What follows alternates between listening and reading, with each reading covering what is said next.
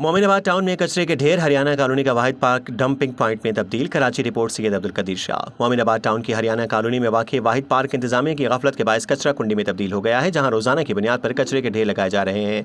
इलाका मकीनों के मुताबिक ऐसा महसूस होता है कि पूरे मोमिनाबाद टाउन का कचरा इसी मकाम पर लाकर फेंका जा रहा है।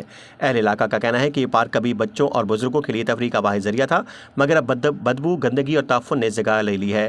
खासतौर पर बारिश के बाद सूरत हाल मजीद अबतर हो जाती है, जहाँ गंदा पानी जमा होकर खतरनाक बीमारियों का सबब बन रहा है। तशवीशनाक अमर यह है कि इस कचरा डंपिंग पॉइंट का बिल्कुल सामने एक सरकारी प्राइमरी स्कूल भी वाक़ है, जहाँ ज़ेर तालीम मासूम बच्चों की सेहत शदीद खतरा से दोचार हो चुकी है। वालिदैन ने सूरत हाल पर गहरी तशवीश का इजहार करते हुए फौरी नोटिस लेने का मुतालबा किया है।